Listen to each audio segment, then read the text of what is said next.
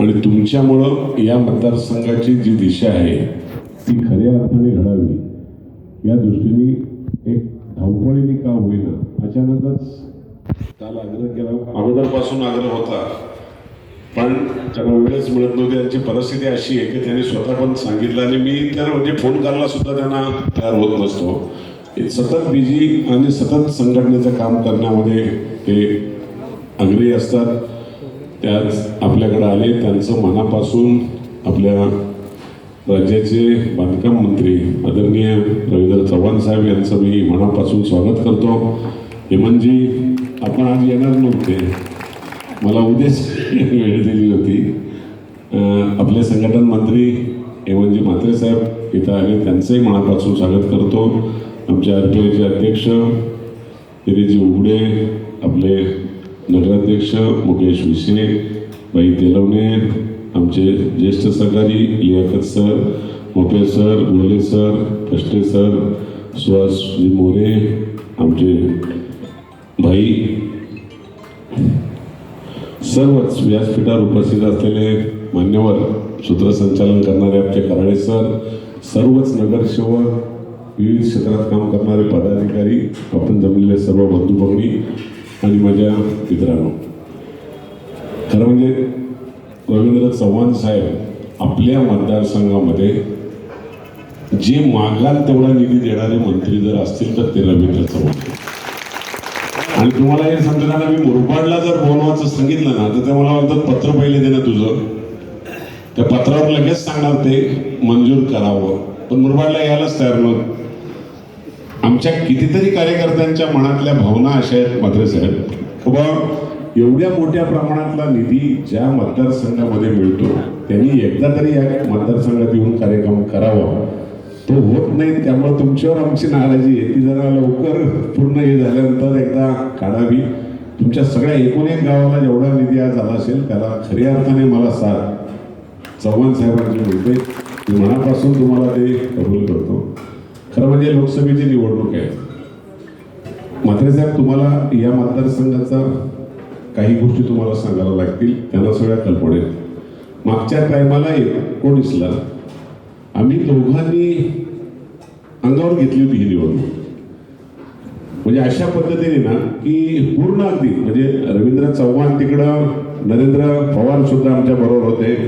आम्ही खूप म्हणजे एखाद्या पायाला भिंगरी बांधल्यासारखी या मतदारसंघामध्ये आम्ही, या मतदारसंघात नाही, भिवंडी लोकसभा मतदारसंघात, आणि केवळ यांच्या मार्गदर्शनाखाली उमेदवारालाच माहीत नव्हतं का आम्ही कुठं फिरतोय. आणि तुम्हाला सांगायला म्हात्रे साहेब मला समाधान वाटेल, माझ्या मतदारसंघात मी एकही सभा घेतली नव्हती, फिरलो नव्हतो. रिझल्ट देणारी मंडळी माझ्या समोर बसले, त्यांना मी नतमस्तक करतो. खरं म्हणजे आज खूप एकही असं गाव नसेल का त्या गावात मला 53 लग्न होती. आपण आज येणार म्हणून ना रात्री 1 वाजेपर्यंत हळदी केल्या, सकाळी 8 वाजल्यापासून फिरतोय. त्यामुळं खूप मोठ्या प्रमाणातल्या कार्यकर्त्यांची एखादी सभा मोठी झाली असती. तर साहेब येतात त्याचा आनंद त्यांना सगळ्यांच्या चेहऱ्यावर होता. आणि त्यामुळे एवढ्या ताकदीचा हा मतदारसंघ तयार झालाय. आपल्या मतदारसंघातली मतदाराची संख्या झाली आता 4,47,000, सगळ्यात मोठा मतदारसंघ झालाय. आणि ती अशी नाही, आमच्या कार्यकर्त्यांनी एक एक नोंद करताना मतदाराची प्रत्येकाने त्याच्यावर जीव लावून मतदार नोंदलेले आहेत.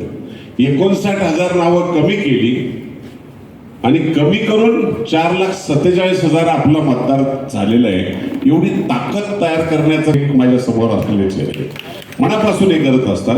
मागच्या निवडणुकीमध्ये तर कुठलाही नेत्याला कोणालाच आम्ही बोलवलं नव्हतं. आम्ही सगळे तिकडे, कारण भिवंडी सेन्सिटिव्ह होतं, शापूर सेन्सिटिव्ह होतं. आणि मग आम्ही त्या भागामध्ये, मी शापूरला पूर्ण अगदी गाव फिरलो होतो आणि खूप चांगल्या प्रकारचं त्याच्यामध्ये झालं होतं. फक्त काय झालं, तुमच्या सगळ्यांच्या पण लक्षात आहे, तुमच्या कार्यकर्त्यांच्यावर खरोखर सवतीच्या पोरासारखा अन्याय व्हायला आहे पूर्ण. म्हणजे ही सगळी सवतीची मुलं तयार झाली. संघटनेने आमच्यावर जो अन्याय केलाय ना तो खरं म्हणजे आता बोलण्यासारखं नाही. साहेब आपण आलात, इथं विषय तो संपलाय. पण कसला हो, ज्यांना साधा सभासद नाही त्याला तुम्ही जिल्हाध्यक्ष केला, लायकीच नाही. भाजपचा सभासद नाही अशा माणसाला अध्यक्ष करणं याच्यापेक्षा दुर्दैव दुसरं कुठलं नाही. पण तो विषय आता सगळ्या कार्यकर्त्यांनी आमच्या मनात ठेवू नये. एकही नाही, ही जेवढी प्रयत्न तो मानतो सगळे शक्ती केंद्र प्रमुख घरी बसून तयार करून पाठवले, सगळे बूथ प्रमुख बदलले. अहो बूथ प्रमुख काय असावा हे अजून माहीत तरी आहे का? त्याचाच अनुभव नाही. तर त्यामुळं खरं म्हणजे एकदा तुम्ही जर बसले ना आमच्या बूथ प्रमुखांजवळची, ते माणसाच्या नावापासून तुम्हाला सांगतील की किसन कतोरे कुठं मतदान करेल, मुकेश विषय कुठं करेल, भाई कुठं करेल, एवढं नावं सांगतात. मला निवडणूक माझी झाली तर त्याच दिवशी मला सगळेजण सांगत असतात की एवढ्या मताने निवडून आपण येणार आहोत. असं कुठंच घडत नाही. तुम्हाला थोडा सुद्धा कधी फरक पडला नाही. एवढा ताकदवान कार्यकर्ता या मतदारसंघात तयार झालेले आहे. पण खूप विचलितपणाने त्यांच्यावर असलेला हा अन्याय तो नंतर तुम्ही कधीतरी हे करा.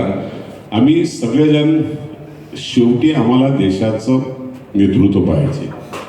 आम्ही मतदान करतोय ते या देशाच्या पंतप्रधानांना पुन्हा पंतप्रधान व्हावं. अगली बार 400 पार हा नारा सगळ्यांच्याच तोंडामध्ये आहे आणि त्याच भूमिकेतून एक एक कार्यकर्ता त्यामध्ये काम करतोय. फक्त एकच आहे की म्हात्रे साहेब तुम्ही थोडंसं संपर्कात राहा. ते पूर्ण सगळीकडे फिरतात. कारण कसंही कोणाला तरी किमान मानाने सांगावं, ज्याच्या घरी लग्न आहे ना त्यांनी सुपारी दिली पाहिजे. नाही का तू लग्नाला नाही पत्रिका दिली तरी चालेल, पण सुपारी तर पाठवा.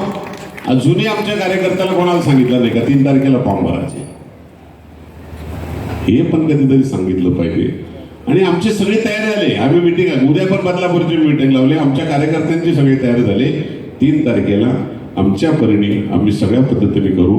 आणि हेही तुम्हाला माहिती आहे, मागच्या टायमाला जेवढा आपल्या मतदारसंघातला खर्च केला होता मला साथ दिली होती ती रवींद्र चव्हाण यांनी.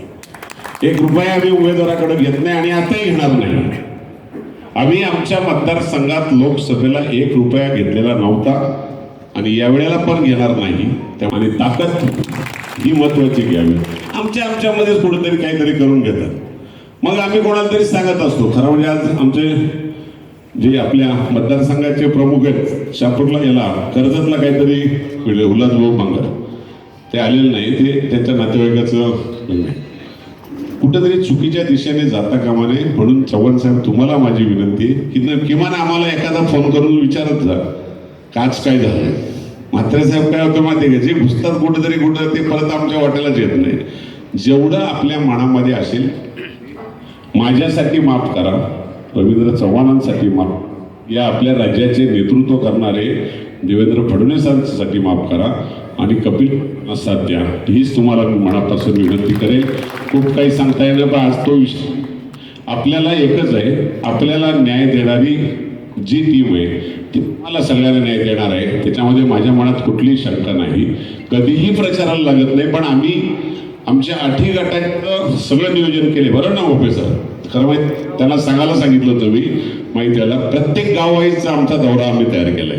एकच फक्त मी बंधन ठेवलेलं आहे, मी माझा मतदारसंघ सोडून माझी चप्पल यंदा एकच राहील. मागच्या टायमाला 3 चपला लागल्या होत्या आणि त्यानंतर रिझल्ट लागल्यानंतर काय उत्तरं मिळाली होती ते त्यांनी पण भोगलेले आहे. त्यामुळे म्हात्रे साहेब एका चपलीनेच फक्त ही निवडणूक होईल.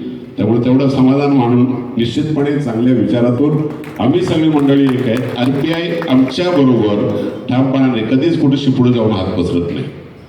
सगळ्या ठिकाणी मारामाऱ्या आहेत, पण आमचा दिनेश उडे हा मनापासून आपल्या बरोबर भारतीय जनता पार्टी बरोबर आपल्या ग्रुपच्या बरोबर खूप ताकदीने उभा राहत असतो. कधी त्याला सांगायला लागत नाही, मान नाही, अभिमान नाही, काही नाही, प्रेमाने अशा प्रकारचे. आणि इतरही शिवसेनेवाल्यांचा पण आमचं कधी कोणाचं वैर नाही.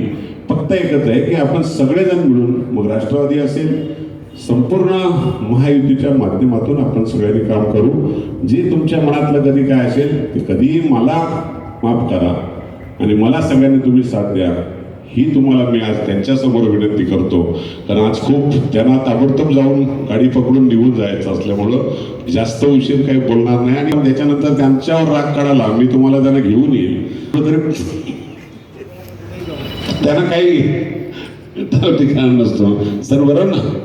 त्यामुळं आपल्या कार्यकर्त्याचा मान सन्मान राहावा हा हमखासपणे राहील. आणि त्यामुळं नक्कीच आपल्याला या देशाच्या पंतप्रधानांना पुन्हा एकदा पंतप्रधान करायचंच आहे, हीच खोनगाठ बांधून आपण सगळ्यांनी कपिल पाटील यांना सहकार्य करावं अशा प्रकारची सूचना आणि विनंती करतो. तुमच्या